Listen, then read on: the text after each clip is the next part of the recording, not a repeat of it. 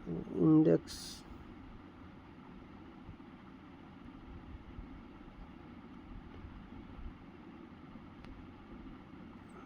Index में पहला है आपका निफ्टी 50, दूसरा है bank Nifty 50, bank Nifty, fin Nifty, mid cap. ये जो चीज़ें हैं ये आती हैं एनएससी के तहत। मैंने कल बताया था एनएससी आप लोगों को, नेशनल स्टॉक एक्सचेंज। और एक और है दूसरा बीएससी है एक्सचेंज। बीएससी जो है बॉम्बे स्टॉक एक्सचेंज। यह एनएससी है, सॉरी गलती हो गया था यहाँ पर, यह एनएससी है, वैसे ही इसमें भी बीएसई है एक्सचेंज। अब इसके जो इंडेक्स हैं, एक है बैंक एक्स और दूसरा है सेंसेक्स। ये इंडेक्स एनएससी के हैं और ये इंडेक्स बीएससी के हैं। इसके अलावे भी अभी मार्केट में बहुत सारी चीज़ें हैं जिसमें ट्रेड होता है। इसके अलावा आपका करेंसी है,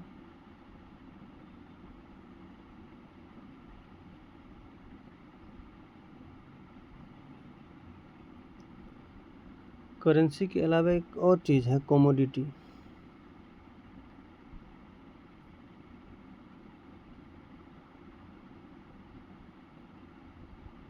कमोडिटी में आपका नेचुरल गैस,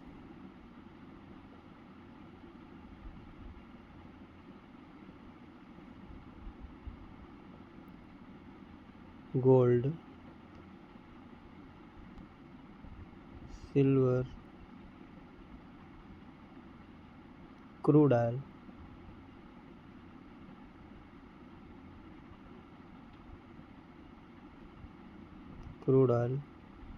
इन सब चीज़ों पे ट्रेड होता है।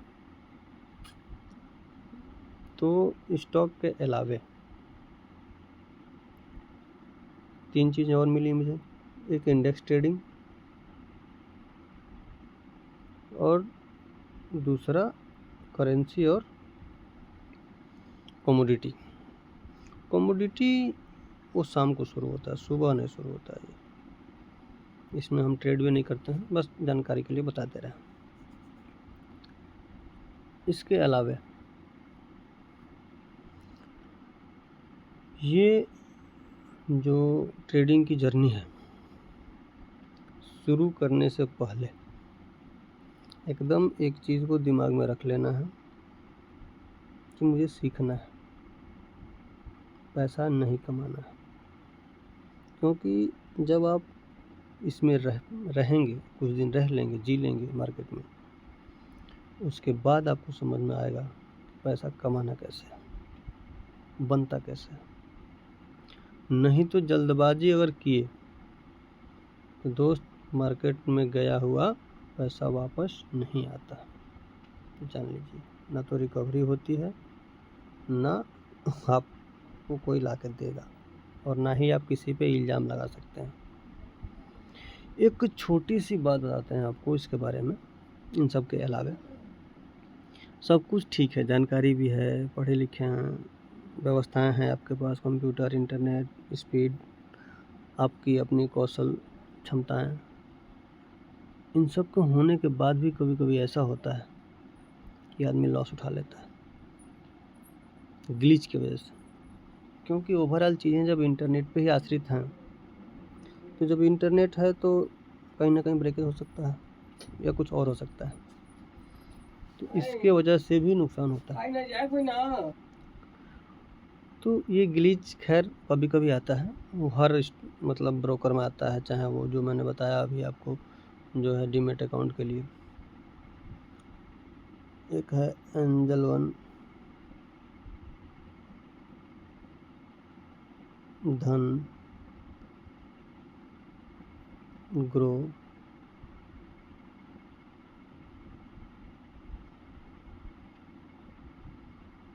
इसके अलावा भी बहुत सारे हैं, मुझे याद नहीं आ रहा। इतनी चीज़ हैं, इन सब में आता है, ऐसा नहीं है कि किसी में आएगा नहीं आएगा। हाँ, और एक और चीज़ है इन सब के अलावा, एक और ऐप की आवश्यकता पड़ती है जिसको कहते हैं हम लोग trading view. Trading view trading view वो प्लेटफॉर्म है जहाँ पे हमें चार्ट देखने को मिलता है, लाइव चार्ट। स्टॉक के जो चार्ट चलते रहते हैं वो देखने को मिलता है। ठीक है, आज के लिए इतना ही, धन्यवाद।